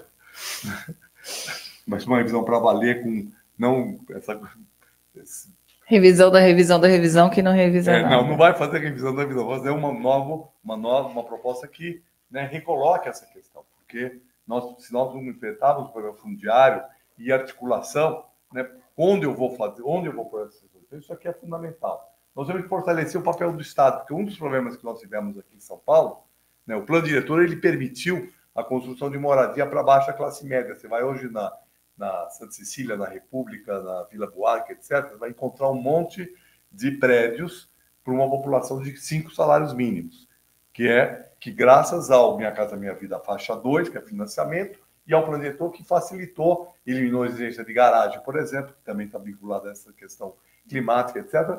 Então, só que para baixo, para a população de menos de 3 salários mínimos, sem o Estado, sem o papel do Estado central, não vai enfrentar o problema. Então, ele é fundamental. Diversidade de programa. Então, não podemos ter um programa único, temos que ter diversidade. Prioridade de baixa renda, estimular mercado, que é isso que eu falei, e buscar a expansão do crédito, né? E aqui, então, a gente tem uma estrutura de como poder enfrentar esse problema. Aqui, né, com uma série de programas que estão ali, né, que é diversidade. Eu tenho que ter diversidade, que é um dos problemas do Minha Casa Minha Vida, que não conseguiu ter diversidade, né? E aí tem muita coisa, não vou me estender aqui, depois a gente pode debater, né? Temos que ter uma política para o uso de aluguel, que não é necessariamente produzir unidade nova, né? E, então, aonde produzir isso? Né? O que o planetor determinou e que precisa ser feito é basicamente em 2 grandes prioridades onde localizar a moradia. Né? Em primeiro lugar, né, sempre na macrozona de estruturação urbana, porque o que é esse cinza escuro que está aqui, porque o que é cinza claro é a área de proteção ambiental, mesmo que ela já esteja ocupada, mas é uma área que não deveria adensamento, né? E prioritariamente nessa área vermelha, que é a macrozona de estruturação metropolitana, que é onde está a chamada orla ferroviária, né? E nos eixos de estruturação, que, na verdade, hoje não mais são esses, porque o mercado imobiliário alargou, né, esses eixos, né? E próximo ao transporte coletivo. É fundamental isso, porque, né, estar próximo do transporte coletivo significa, né, desestimular o uso do automóvel. Mas aí, por isso que precisamos fazer revisão, né? Se aumentou o número de garagens, ou seja, está se ocupando a área que deveria ser ocupada por pessoas que não vão usar o carro, por pessoas que usam o carro, e com adensamento muito mais baixo do que aquele que deveria existir, adensamento populacional. Porque aqui nós temos que diferenciar adensamento construtivo do adensamento populacional, né? Ou seja, eu tenho que garantir que a gente possa ter mais gente, né, na mesma área e com menos carro ou sem carro, certo? Está muito ligado à questão de consumo, né? Então, só mostrando aqui alguns exemplos de soluções habitacionais, eu não vou me estender aqui, mas, né, existem isso aqui, coisa construída, algumas delas eu, como superintendente de habitação popular no governo da Luiz Erundina, né, participei dos projetos, né, e são projetos que permitem que a gente possa ter uma qualidade e uma diversidade na produção habitacional, né? Por exemplo, pegar um cortiço, né, onde, né, numa área central, no nível de um lote, né, um cortiço com 12 famílias morando, que é muito comum na periferia e também nas áreas mais centrais, e poder ter soluções que não são soluções verticais, mas são soluções com adensamento e com qualidade, né? Então, essa é uma solução. Obviamente, é uma solução de pequeníssima escala, né? Que para poder ser viabilizada, ela precisa ser viabilizada em numa multiplicidade de situações. Por isso que ela exige programas mais, né, voltados à autogestão, né, onde as pessoas possam elas próprias gerir o processo, né? Uma coisa também de 30 anos atrás, né, mas que a gente já estava pensando, né, que é você, junto às estações de metrô, você poder ter habitação popular, ou seja, você ter concentração com densidade populacional perto do transporte coletivo de massa, né, para poder, então, né, fazer com que as pessoas possam ter possibilidade de se deslocar rapidamente e aqui algumas outras soluções no Brasil de qualidade habitacional. E para finalizar, né, porque quando a gente vê o Minha Casa Minha Vida, o que muitas vezes é mostrado é aqueles grandes conjuntos periféricos, né, de casinhas, etc., que é o que predominou. Mas, na verdade, existem projetos de qualidade também, né, dentro do programa Minha Casa Minha Vida, como aquele lá, e esse aqui, que é outra solução, que é o Dandara, aqui na Avenida Ipiranga, onde um edifício abandonado virou um edifício de habitação de interesse social, e são muitos outros que têm essa possibilidade de acontecer. E para finalizar, então, né, os programas vinculados, né, à qualificação urbana, né, de assentamento precário, né, urbanização de assentamentos, regularização fundiária, recuperação e qualificação de conjuntos de loteamentos, que é um problema crescente. Aliás, nem estou falando disso, nem falei disso, gente, mas o nosso estoque habitacional está envelhecendo, né? A lógica das políticas habitacionais sempre foi feita quando o Brasil era um país jovem, já não é mais. Eu tenho os conjuntos do BNH já têm 50 anos, em alguns deles. E as habitações ficam obsoletas. Depois de 50 anos, elas têm necessidade. Então, isso é um outro desafio que tem que ser enfrentado, né? E também, que faz parte dos objetivos do plano diretor, que é qualificar essa periferia. Porque se fala muito de habitação em área central, que é fundamental, né? Como eu mostrei aqui do Dandara, como tem outros projetos que eu mostrei aqui, mas o que está hoje chamada periferia vai continuar lá. Então, eu preciso transformar essa periferia numa área qualificada, com equipamento social, como o CELS, por exemplo, com áreas verdes, com a criação de parques, etc., né? E também, né, a melhoria das moradias específicas. Aqui, 2 exemplos de urbanização, né, de assentamento precário, aonde, né, exatamente, com a limitação que é possível, os córregos, as moradias estabelecidas de córregos foram liberadas, tá certo? Com a criação de áreas verdes, áreas comuns, gerando uma verticalização para poder viabilizar, então, né, que essa população não seja deslocada desses locais. Bom, em suma, né, é um desafio muito grande, mas é um desafio que precisa ser enfrentado. Não vou dizer que pode ser enfrentado com facilidade, porque não é uma questão difícil, mas existe estratégia para enfrentar o problema, né? Precisa ter vontade política e prioridade e articulação com outras políticas urbanas. Obrigado. Obrigada, Nabil. A gente tem mais meia hora aqui. Eu só vou fazer pontuar algumas coisas, trazer uma pergunta aqui, depois a gente abre para vocês, pode ser? Bom, as políticas elas precisam ser integradas diante de tudo que vocês trouxeram aí, não dá para pensar separadamente. O que fazer? Estratégias, temos algumas, temos possibilidades, né? Falta, como trouxe na Nabil, aí, muitas vezes a vontade política. Agora eu queria saber de vocês como é que a gente traz esse debate, principalmente quando a gente fala de crise climática, que está habitação, mobilidade, questão dos resíduos, consumo. Como é que a gente entende, a população de um modo geral, né? Como é que a gente entende que isso está diretamente ligado à crise climática? Porque as coisas estão se deteriorando de uma forma muito rápida, né? E quem vai morrer primeiro é a população que está na periferia, que está segregada, que é a população pobre e preta. A necessidade de áreas permeáveis, os parques, só para a gente falar de parques, né? A gente teve ganhos bastante importantes aí nos últimos anos, teve o Parque Augusta, o Parque Bexiga parece que vai sair do papel agora, Banespa, Paraisópolis, 13 anos para sair do papel. E, de certa forma, só saiu porque Paraisópolis é um território em que há uma mobilização política muito importante. Agora, e o restante da periferia? Que esses parques não saíram do papel, provavelmente não vão sair nos próximos anos. Então, como é que a academia colabora com isso para trazer esse debate para uma forma mais palatável para a população? E, Nabil, você que, enfim, já legislou, já teve com a caneta na mão, também queria ouvir você em relação a isso. Então, é uma provocação aqui para vocês dois, como é que a gente traz esse debate da crise climática para ficar mais próxima da população? Pensando em periferia, eu estou aqui imaginando, eu moro na periferia, eu tenho ali um espaço para fazer uma construção. Eu vou pensar numa área permeável ou vou construir mais um cômodo para acomodar melhor minha família? Vai construir mais um cômodo. Exatamente. Agora, como é que a gente traz essa consciência? Vários, né? Quem quer começar? Nabil? Vamos lá? Olha, para trazer isso para o dia a dia, você só traz na hora que aperta. No fundo é isso, para todo mundo, independentemente de classe social, de qualquer coisa. As pessoas só se mexem quando elas estão precisando, né? Não é uma coisa que as pessoas preveem. E as pessoas que estão em situação precária, a preocupação delas é o dia a dia, acabou, como você falou. Vou construir um cômodo ou vou pensar na próxima geração? Uma obra que eu vou pensar na próxima geração.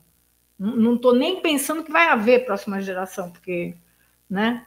Então, não que eu defenda que tenha que acontecer tragédias para as pessoas se mobilizarem, mas o fato é que eu acho que o poder público tem que aproveitar momentos de tragédia para apresentar soluções que tragam benefícios para além da solução da tragédia. Senão, não tem jeito. Então, você tem uma situação, por exemplo, como agora está acontecendo lá, mas que acontece em várias outras situações, né? Você tem a do Rio Grande do Sul, que as pessoas estão morando lá provisoriamente, em barracas. Isso acontece no mundo inteiro, com um abrigo de refugiado. Quer dizer, moradia precária, tem lá, as pessoas acabam se acostumando. Então, se o poder público não tiver vontade política para aproveitar esses momentos, para direcionar, não vai mudar, a gente vai ficar cada vez pior, né? Então, assim, no caso aí do Rio Grande do Sul, o que vai acontecer? As pessoas provavelmente vão querer voltar para onde elas moravam. Já, se é um lugar vulnerável, como é que vai fazer? Porque as pessoas têm outros interesses naquelas áreas, né? Não é só porque é a propriedade ou porque é o lugar que ela conhece, que ela está acostumada. Tem toda uma teia de relações aí que a pessoa quer preservar, ela não quer perder. E, verdade seja dito, o ser humano não gosta de mudar, né? A gente não gosta de mudar, principalmente se a gente já está acostumado com alguma situação. São poucas as pessoas que buscam mudança, né? Então, eu acho que o papel do poder público é criar condições assim, com um certo oportunismo, criar situações para que as pessoas saiam da zona de conforto delas, por mais desconfortável que seja essa zona de conforto, para uma situação melhor. É o exemplo, assim, tem uma analogia com essa história de áreas para pedestre, né? Ninguém em São Paulo queria largar carro, mas nem a pau. As pessoas não querem largar o carro. A partir do momento que a pessoa consegue um carro, seja de que classe ela for, ela não quer largar o carro, porque tem a relação de custo-benefício. Quanto mais eu usar o carro, mais barato ele sai para mim. Sai caro para mim ter o carro enfiado dentro da garagem, né? Então, quando você pega uma área e transforma aquilo em área para pedestre, é um auê, as pessoas não gostam, antigamente. Hoje em dia as pessoas já são mais receptivas a áreas para pedestre, né? Porque se elas preferem ir para shopping. Todo mundo prefere ir para shopping porque tem segurança, porque é climatizado o ambiente, né? Elas querem ir de carro até lá, largar o carro na garagem e andar no shopping. Elas não querem ir passear na rua para a lojinha do bairro, não querem, né? Então, assim, a gente já tem um estilo de vida que as pessoas não estão dispostas a mudar. E eu acho que elas só mudam na hora que incomodar, de alguma maneira, senão elas não vão mudar. E se as pessoas que planejam o espaço urbano não tiverem essa sacação de um oportunismo benéfico, né, vamos dizer assim, não vejo solução. Eu vejo assim se espalhando os desmandos, os desajustes, acho que vai ficar cada vez pior, né? Então, não sei, sinceramente, eu não queria ser prefeito nem morta. Você falou da gente se acostumar, a gente se acostumou, por exemplo, com uma situação aqui em São Paulo, que é o do Jardim Pantanal. Quer dizer, a gente como imprensa, inclusive, cobre muito mal essa questão da crise climática. Faço aqui o meia-culpa também, porque a gente também não tem colaborado para trazer isso para mais próximo da população. E é uma situação que a gente já vive há muito tempo. Então, mas veja, eu não vou falar que eu discordo da Laura, mas eu acho que o papel do poder público é independente das tragédias. Sim. O poder público não pode esperar uma tragédia para ter oportunidade para fazer uma coisa, porque vai ter um pouco mais de apoio da população. O poder público precisa fazer o que tem que ser feito. E muitas vezes acaba fazendo com desgaste político. Aí eu acho que o papel da imprensa é muito importante. Né? Por exemplo, quando o prefeito Fernando Haddad fez o plano de ciclovias, ampliou as ciclovias, teve uma reação enorme contrária, né? Ou a faixa exclusiva de ônibus, né? À direita, que é uma solução baratíssima, etc., que está vinculada. Questões que estão diretamente ligadas à crise climática. Eu acho que assim, quando você tem... O poder público tem um papel. Alguém pode falar que isso é autoritarismo, mas... Né, quando foi feita a lei que não podia fumar, certo? Não tem ninguém fumando aqui, né? Há 30 anos atrás, o cara acendia o cigarro aqui, acendia o cigarro no avião, certo? Acendia o cigarro no avião. Beber e guiar em seguida, certo? Quer dizer, se chegou à conclusão por questões de saúde pública, né, questões de segurança, etc., que aquilo lá tinha que ser feito. E aí foi feito contra o interesse das pessoas. As pessoas acabaram se acostumando. Cinto de segurança. Vou pegar alguns exemplos que são da minha geração. Tá certo? Né? Quando eu comecei a guiar, nem tinha cinto de segurança no carro. Certo? Então, gente, eu acho assim, tem algumas coisas que precisam ser impostas, tem que ser.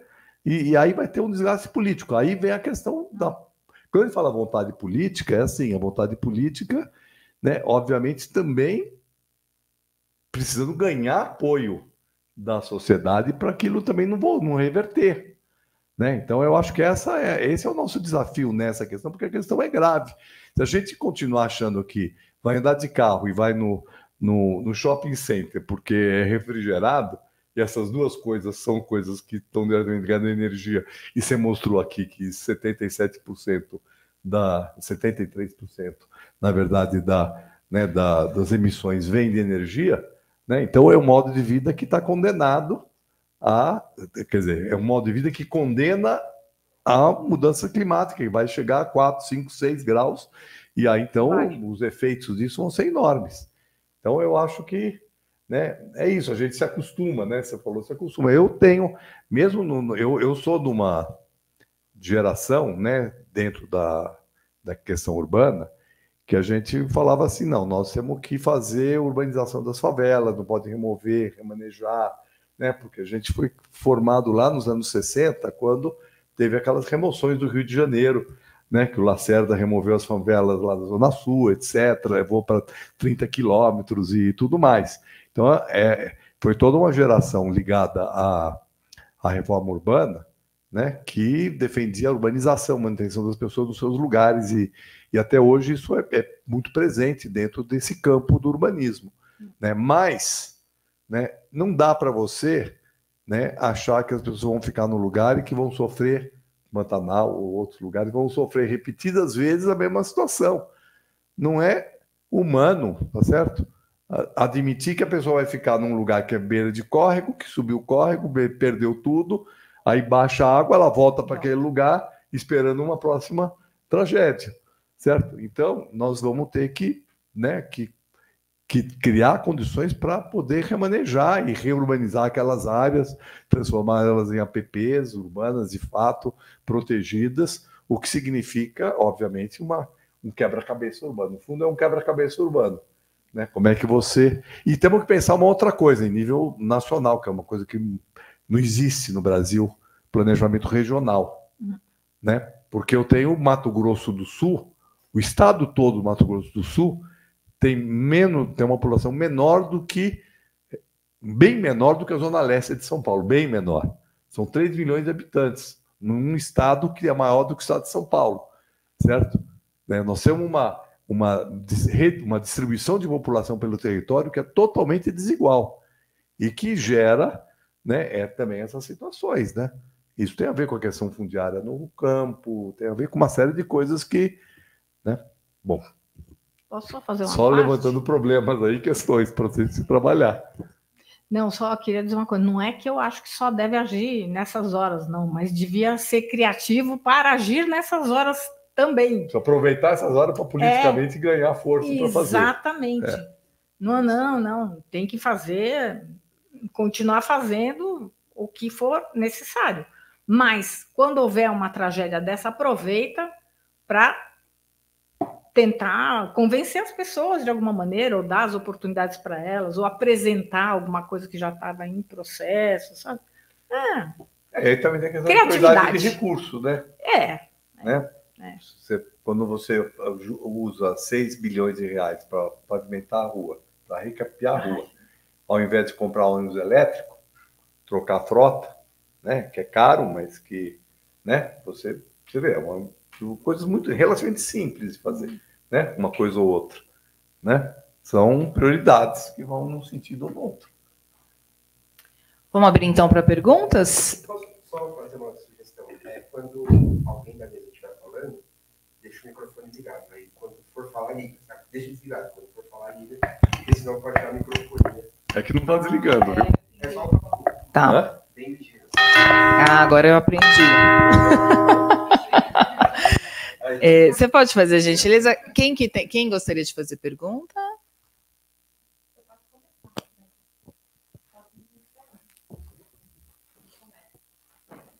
Boa noite a todos e todas. Eu queria agradecer a mesa por essas falas incríveis e eu vou aproveitar a provocação da Débora para continuar nesse problema de como a academia, qual é o papel da academia e como a gente pode estabelecer diálogos e aproveitar essa janela de oportunidade, não só das eleições, mas que a crise parece nos impor, né? Porque eu acho que tem um sentido também de imposição, de urgência, né?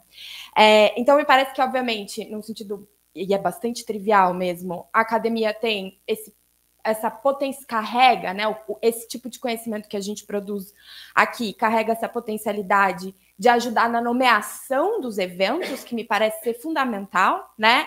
Informar e nomear a partir de um certo lugar, da construção de um certo saber, e de um ponto de vista aí que tem mais a ver com o que a gente faz no Desjus, né? Tem a ver também com a formulação e a proposição de critérios normativos para a definição do que, afinal, isso que a gente está chamando de injustiça, o que isso significa quando a gente fala que a gente está diante de um fenômeno que tem a ver com uma injustiça, seja ambiental, seja climática e assim por diante, né? Então, isso obviamente, está diretamente ligado a essa tarefa de nomear. Então, pensando especificamente nesse ponto, né, nesse modo como a gente tem para contribuir, o que eu queria pensar com vocês é exatamente sobre a maneira como a gente tem colocado o debate e os termos que a gente tem mobilizado para colocar o debate disso que alguns chamam de crise climática e que tem consequências variadas, outros chamam de injustiça climática e assim por diante, né? E aí eu queria chamar a atenção e entender como vocês reagem a isso em relação a 2 riscos que me parecem acompanhar o modo como a gente tem nomeando o debate. O primeiro risco tem a ver com aquilo que tem sido chamado na literatura de colonialismo verde, né? Que está por aí em toda parte.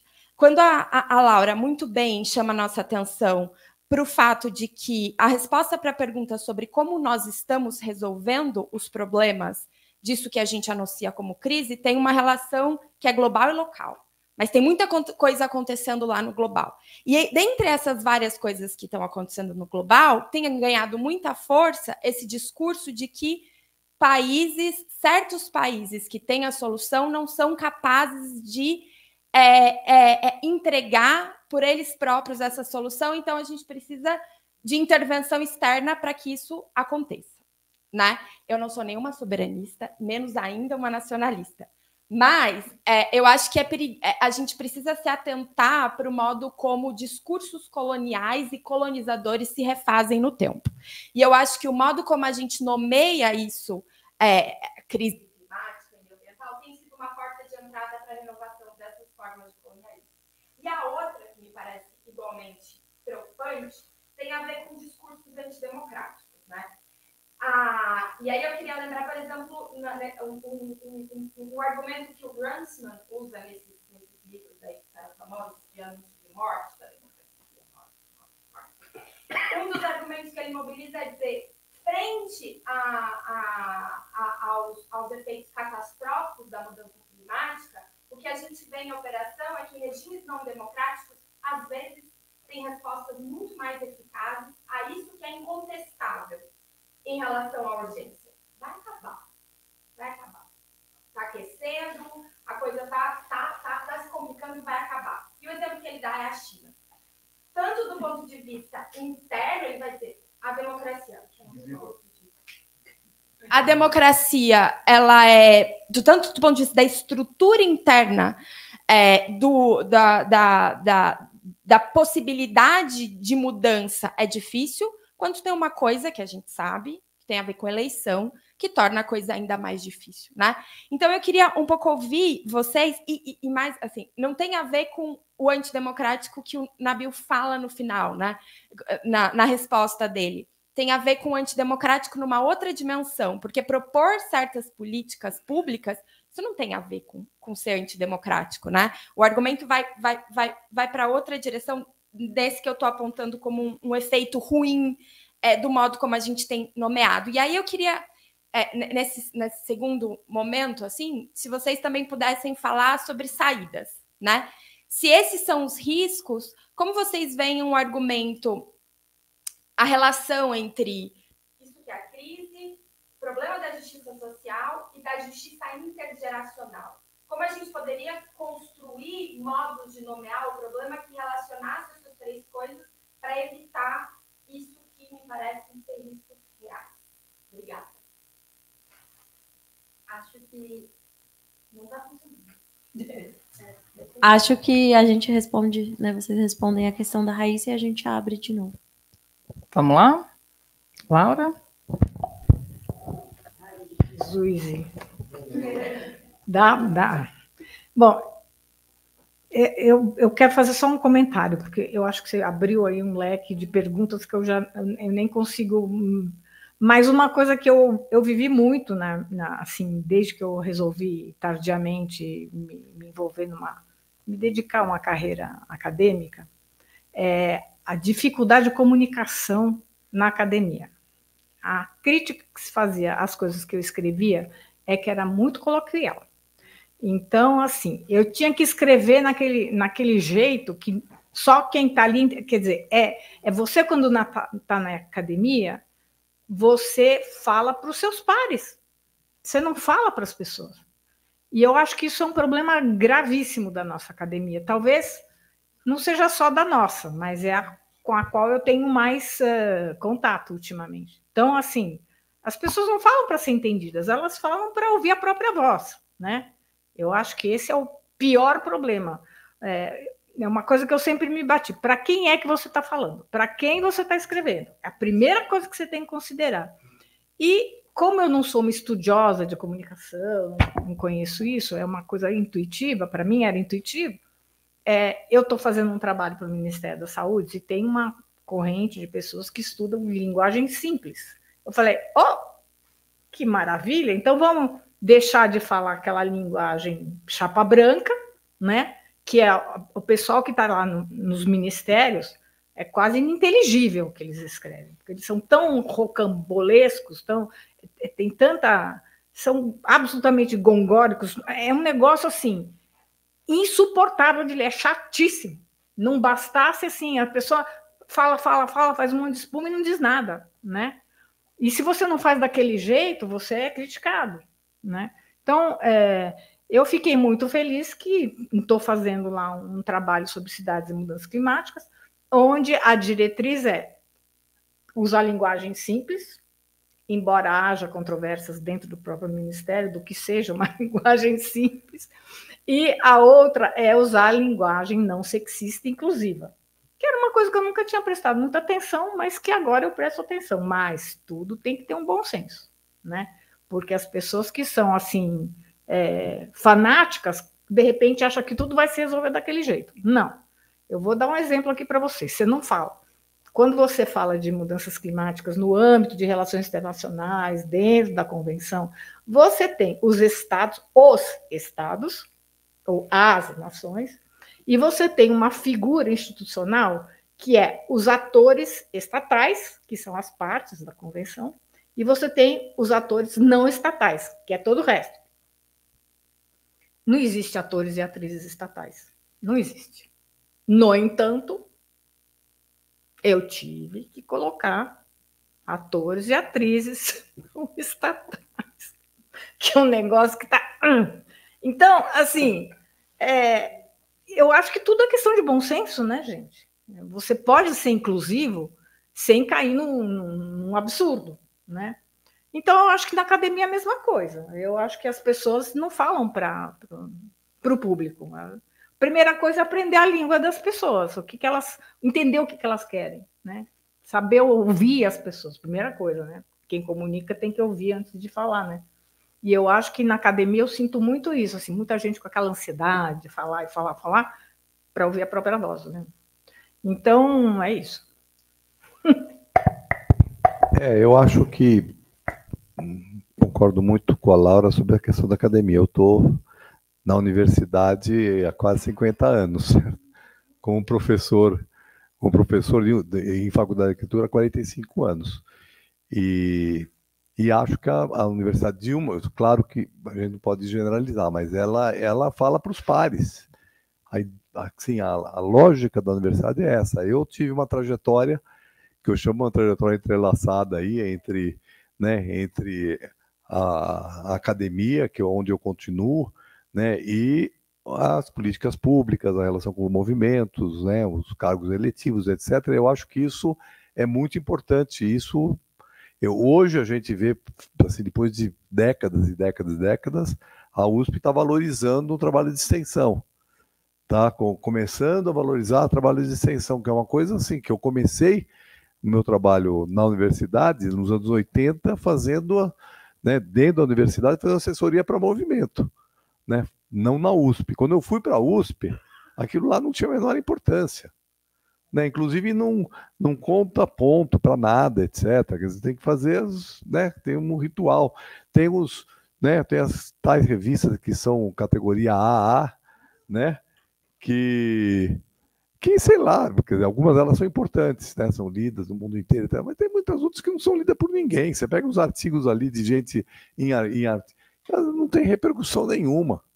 Agora, uma contribuição, por exemplo, na mídia, feita por um professor universitário, não tem nenhum valor dentro da universidade, né? O que é, assim, absurdo do ponto de vista dessa relação universidade com a sociedade. Então, eu concordo com você. Agora, a outra questão que você colocou, eu acho que ela é bem importante, né? Que é os limites das decisões, o que é, né? O que é política pública, o que é uma política pública que não tem respaldo popular e, portanto, ela é a política que tem que ser feita, mas ela não tem respaldo e, teoricamente, na democracia isso, né, acaba sendo, né, desconsiderado, porque, não, o povo não quer, o povo quer outra coisa, certo? Então, né, você faz a coisa errada porque, né, eu acho que encontrar o ponto de equilíbrio entre isso é muito importante. As primeiras leis sanitárias, né, lá no século XIX, que eram leis básicas, né, elas foram muito difíceis de serem aprovadas, mas foram aprovadas na Inglaterra, na França, né, e foi um salto enorme, porque até então vigorava o laissez-faire. Eu podia fazer qualquer coisa, eu conheço muito isso na área do urbanismo, da habitação, né, você podia fazer um cômodo insalubre, sem banheiro, né, sem nenhuma coisa, e não, isso aí e a lógica do mercado era, bom, né? Se não for bom, se as pessoas não gostarem, elas não vão usar. Essa é a lógica do mercado, né? Então, né, eu acho que mas se conseguiu aprovar. Essas leis que eu falei são impopulares, eram populares também. Não poder beber depois de dirigir depois de beber, etc. Né? Foram impopulares, mas elas foram. Então, eu acho que a democracia também tem esse papel de promover os debates públicos, e aí os governantes têm que ter capacidade de fazer esses debates e conseguir ganhar a opinião pública.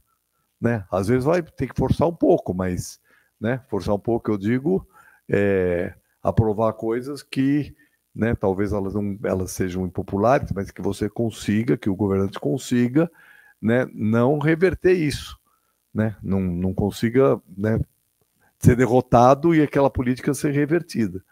Aí que eu digo que tem um papel importante, e a universidade pode ter um papel importante, mas ela tem que sair de dentro dela, né? Ela tem que sair da bolha.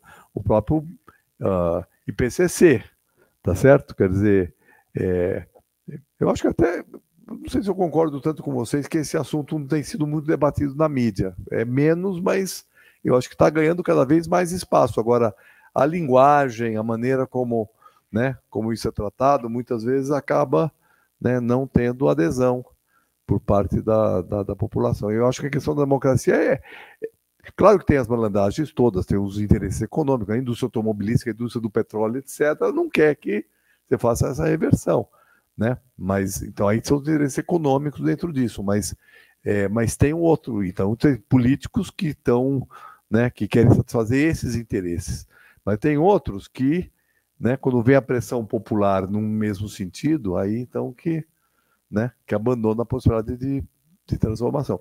Agora, não tem dúvida que a China vai caminhar mais rapidamente essas mudanças do que o Brasil, por exemplo, né, ou que os Estados Unidos. Né? Se os governantes, de fato, assumirem a urgência disso. Né? Da comunicação, que é a parte que me toca, né? Pois eu fico muito incomodada, porque às vezes a gente está falando de COP, de IPCC, mas o cara que está lá na ponta, que é o cara a pessoa que está numa região que vai ser alagada, que vai ser diretamente afetado, ele sabe o que é isso? Ele sabe de que forma isso chega para ele, essas discussões? Então, acho que a gente também, a academia com a imprensa, que muitas vezes também não consegue dialogar com a academia, porque também é isso, fala para as pessoas que estão ali, para si mesmo. Então, muitas vezes a gente também tem dificuldade de dialogar com a academia e transcrever isso para o público, para que seja mais fácil de se entender e de se enxergar no dia a dia, né? Débora, mas só em relação a isso, nesse caso específico, cabe ao poder público dar alternativa para aquelas pessoas. Você não vai convencer ela a sair de lá se ela não tiver alternativa. Se ela tiver alternativa, aí você tem como convencê-la. Sim. Agora, se eu chegar para ela, você precisa sair daí e vai para debaixo da ponte, sei lá. Mas aí a nossa estrutura política também é muito imediatista. Porque aí as questões estruturantes ficam de lado, porque daqui 4 anos na reeleição, quem é que vai ligar para isso? Pois é. Então passa também por mudanças nesse sentido, né? Vamos lá, mais uma pergunta? Eu sei que você está com horário, né, Nabil? Horário, mas vamos lá, mais uma. Pode ser mais uma pergunta, por favor? Tá bom. Gente, obrigada. Acho que você é bem objetiva e acho que tentando aprofundar um pouco mais nessa questão que a Débora traz, como vocês estão vendo esse cenário da produção habitacional, principalmente para baixa renda, no cenário eleitoral, né? A gente teve em São Paulo, desde 2016, pelo menos, um desinvestimento nas políticas de urbanização de favelas e tem sido crescendo. A gente vê muito pouca perspectiva. Como que a gente trata, além das questões que você trouxe, né, de estratégias para pensar São Paulo, né? O que pelo menos os próximos candidatos que pretendem aí pleitear a como eles estão pensando, como vocês veem esse cenário, como que essa agenda pode ser dialogada, até porque a questão do aquecimento global e tudo mais, ela toma uma dimensão tão pouco perto da cidade, né, que você às vezes acaba não chegando, não aterrissando no chão, na cidade em si, ou nas populações periféricas, que vão ser as mais afetadas. Enfim, como que está esse debate no campo eleitoral aí dos próximos meses? Olha, Eu vou aproveitar para fazer uma pergunta também bem objetiva, pensando na projeção que vocês trouxeram, que é o estado de São Paulo vai aumentar 6 graus até 2050, ou seja, 5 graus a mais do que a projeção mundial. E aí, ao mesmo tempo, os dados trazem o maior consumo de energia é o que impacta principalmente, né, no aquecimento global. Então, a gente está em São Paulo, que é uma cidade no sul global, mas, ao mesmo tempo, é uma cidade que impacta profundamente nesse aquecimento, né? Tanto em termos de, a gente vai pensar, que nem o Nabil trouxe, o transporte em São Paulo, quanto... Será que é melhor ir na mesa? a gente pode fazer ainda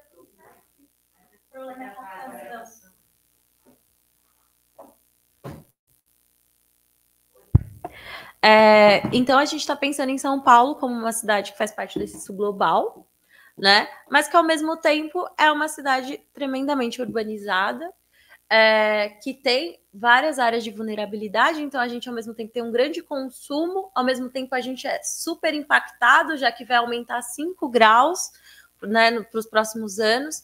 Então, em termos de projeções de políticas públicas para os próximos anos, o que vocês acham que tem que ser o papel da cidade de São Paulo, né? Porque é isso, ao mesmo tempo em que é uma cidade que tem um alto padrão de consumo, seja das pessoas em termos de transporte, como, por exemplo, passear no shopping, etc. É uma cidade toda voltada para isso, para o consumo.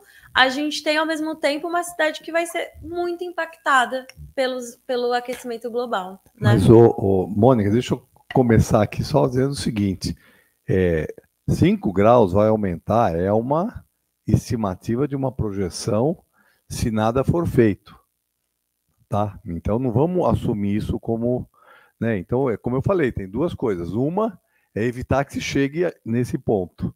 A outra, aí nós podemos responder, quer dizer, como é que nós podemos atuar para, né, evitar que, né, porque isso aí cause tantos problemas como poderá causar. Então, e só para complementar essa possibilidade no estado de São Paulo, né? O litoral, a área mais afetada, mas claro, a cidade de São Paulo tem um papel muito importante. Ah, com certeza. Né, eu acho assim, aí nós temos que... Não, e o Brasil, né? Quer dizer, reduzir o desmatamento da Amazônia, se você conseguir fazer uma transição energética, tem várias coisas que estão... Né, e o planeta, né? Que não é só o Brasil. Então, eu acho assim, a política ela serve para mudar as coisas. Né? A tendência natural é essa. Né? Mas pode ser revertida, revertida não vai ser, né? Revertida não, mas ela pode ser mitigada, né, minimizada. Mas aí, né, a pergunta sobre, né, específica, né, como é que tá no debate eleitoral, eu não saberia te dizer, porque o debate ainda nem começou, certo? Hoje mesmo, às 7 horas, o compromisso que eu tenho é lá no IAB, que vai ter uma candidata que vai estar lá, eu queria acompanhar, né? Mas, né, essa semana vão ter alguns candidatos que vão falar sobre questões urbanas, né, no IAB, e a gente talvez saiba o debate. O que eu posso dizer é o seguinte, eu acho assim, primeiro, há décadas, São Paulo não tem uma condição financeira tão boa como agora, certo? Há décadas, praticamente desde os anos 70. Né? Desde a crise dos anos 80, né, crise econômica dos anos 80, nunca nós tivemos uma condição. Então, do ponto de vista de recursos, a gente já teve essa janela de oportunidade nos últimos 3 anos, 4 anos principalmente. Né? Já tivemos e poderíamos ter enfrentado melhor se ele tivesse sido implementado. Então, do ponto de vista econômico, né, eu acho que o financeiro não é que é maravilhoso, mas se tiver uma boa estratégia de aproveitar melhor os recursos, né, é possível, né, ter uma resposta melhor do que nós estamos tendo. Agora tem alguns pontos de estrangulamento, né? Um deles é a questão da terra. Né? Então, né, nós temos que... acho que um governo que levar adiante, por exemplo, né, toda uma política de dar função social para as terras que estão hoje subutilizadas é fundamental para que a gente possa enfrentar essa questão da habitação. Porque, como eu falei, nós temos que pôr mais gente em menos espaço. ou mais, quer dizer, mais habitações e menos espaço de físico. Então, né, e aí nós precisamos ter instrumentos. Os instrumentos urbanos que nós temos hoje podem ser melhores aproveitados para isso. Terceira coisa, que é um outro ponto de estrangulamento, é a capacidade de execução, certo? E aí tem que ter, né, tem que ser criativo, tem que... no governo da Luiza Erundina, eu posso falar da minha experiência pessoal. Nós tínhamos vários problemas que nós conseguimos enfrentar. Nós não tínhamos capacidade nenhuma. Aliás, eu fui para um órgão que nem produzia habitação, que era um órgão de quase de assistência social até então, que cuidava de favela, de cortiço, né, passou a cuidar dos movimentos sem terra, etc. Né? E nós não tínhamos capacidade operacional. Como é que nós criamos capacidade operacional? Implementando uma política, uma proposta de autogestão. Né? Aquele predinho que eu mostrei aqui, né? Alguns prédios que eu mostrei aqui, algumas coisas, foram de autogestão, ou seja, a comunidade organizada, com o apoio do poder público e com acesso à terra, produziu. E aí você multiplica a sua capacidade operacional, porque não é um órgão central que produz.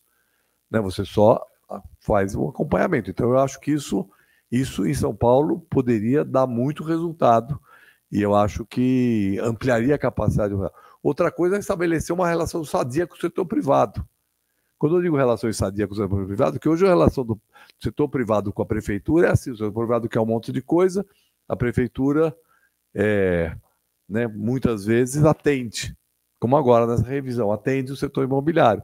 Agora, por exemplo, vou dar aqui um exemplo concreto: a prefeitura poderia perfeitamente, em muitos prédios que estão sendo feitos, que custa 220 mil uma unidade habitacional, tá certo? A prefeitura podia perfeitamente subsidiar a entrada, que é o que dificulta que uma população de renda de 3 salários mínimos possa chegar naquele, né? E criar um fundo garantidor, porque uma pessoa paga hoje R$1.000 num cômodo de cortiço, ou R$1.200, que seria a prestação. Só que no sistema financeiro, aquela prestação, aquela renda não tem comprovação, então ela não é aceito. Então a prefeitura pode dar um apoio sem pôr 250 mil para produzir uma unidade habitacional. Ela pode subsidiar 45 mil e pode dar um fundo garantidor e a pessoa vai pagar. Em vez de ela estar no cortiço, ela vai estar numa moradia. Tá certo? Então, agora, o problema das favelas é um problema que tem que ser de 20 anos. É um problema que... Mas ele tem que começar e não pode parar. E é muito complexo. Porque aí vamos cair naquela questão que não é tanto... Tirar a área de risco não é tão difícil. Agora, o que é difícil é você pegar numa favela que tem tudo viela de 3 metros, 2 metros, né? Que tem 5, 6 moradias uma em cima da outra, e falar assim: nós vamos reurbanizar essa área que vai remover a população. Aí vai ser muito difícil, é muito difícil, né, nessa interlocução com a população, né? Então, tem que ver como fazer isso de maneira negociada, com participação, né? Tirar a população de área de risco, se oferecer alternativas adequadas, porque também tem alternativa que o cara vai e volta, certo? Que também é muito comum acontecer. Mas eu acho que tem alternativas. Não vai resolver o problema, assim, a curto prazo, mas você só chega na maratona se andar o primeiro 100 metros, certo? E o problema é que a gente anda para o lado, né? Que, assim, anda um pouco, aí volta, para, né? Então, mas tem que fazer uma revisão do plano diretor, com certeza, um novo plano diretor, para poder garantir acesso à terra, e temos que ter um plano de habitação, que está hoje há 8 anos na Câmara. Quer dizer, aquilo lá nem vale mais, né? Tem que fazer um outro plano de habitação para poder dar conta disso. Pessoal, é isso então, né? Queria agradecer então a Laura Valente, a Bill Bonduc pela conversa, e obrigada a vocês aqui que participaram, que aqui conosco estiveram. Obrigada, gente. Boa noite.